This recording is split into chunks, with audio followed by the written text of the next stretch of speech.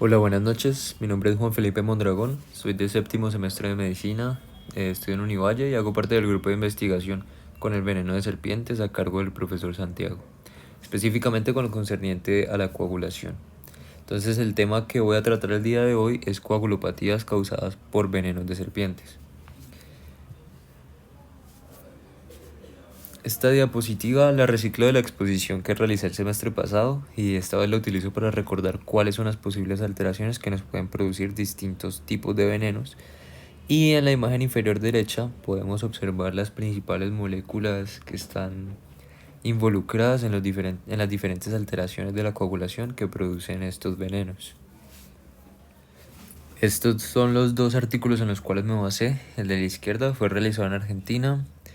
Se llama Acción del veneno de Botrops yararacuzu de Argentina sobre la coagulación sanguínea.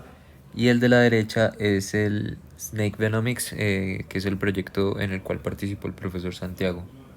Entonces, en el proyecto realizado en Argentina, en este estudio se utilizaron biomodelos para evaluar la alteración de la coagulación sanguínea debido al veneno de una serpiente del género Botrops. Ya vimos que es Botrops yararacuzu. Y estas mediciones se realizaron tanto in vivo como in vitro. Estos fueron los objetivos de este artículo que les digo que fue realizado en Argentina. Y me enfocaré en los primeros cuatro, que son la actividad coagulante, la actividad fibrinolítica, la actividad defibrinante y la degradación del fibrinol.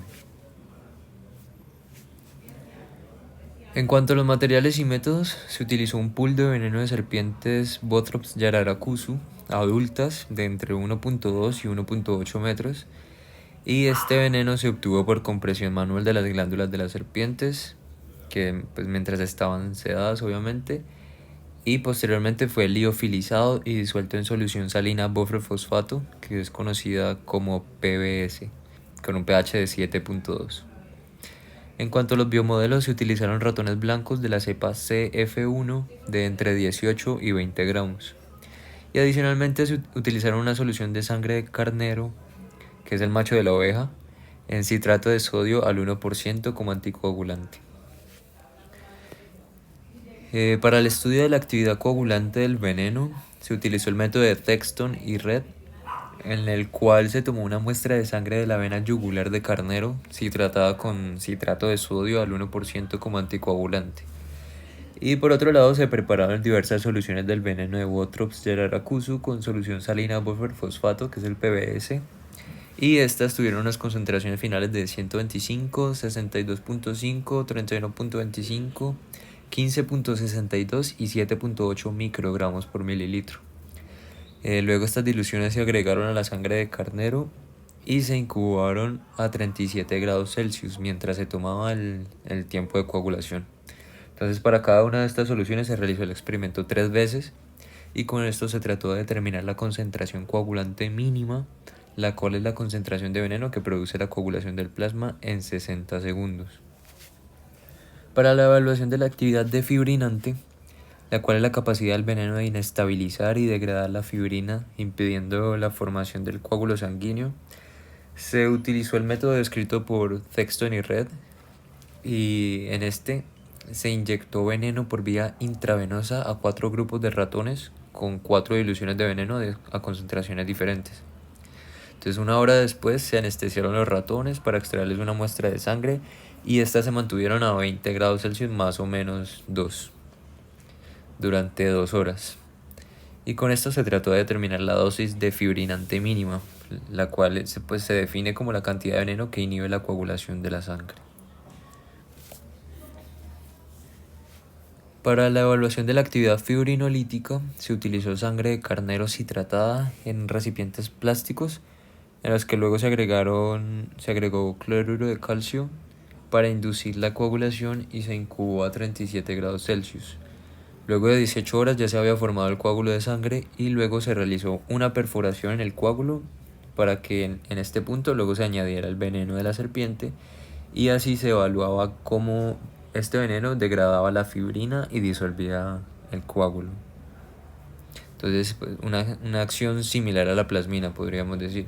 Y con esto se pretendía encontrar la concentración fibrinolítica mínima, la cual es la concentración de veneno que causa un halo de fibrinólisis en el coágulo de 12 milímetros de diámetro. Para evaluar la degradación del fibrinógeno se utilizó el método de Lemli, en el cual se utilizaron muestras de fibrinógeno humano a las que se le agregaron soluciones a diversas concentraciones del veneno de Bothrops yararacuzu, para luego desnaturalizar la muestra y llevarla al gel de electroforesis para realizar el estudio molecular y de esta forma determinar si era degradado o no el fibrinógeno de las muestras.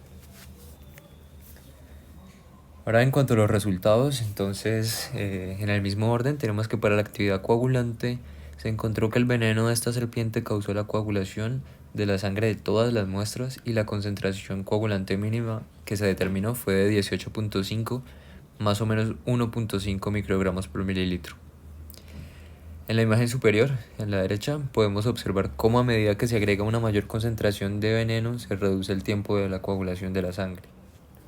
Por otro lado, para la actividad de fibrinante se encontró una importante acción de este veneno desde los 1.56 miligramos y aquí en la imagen inferior podemos observar las concentraciones de fibrinante y fibrinolítica mínimas.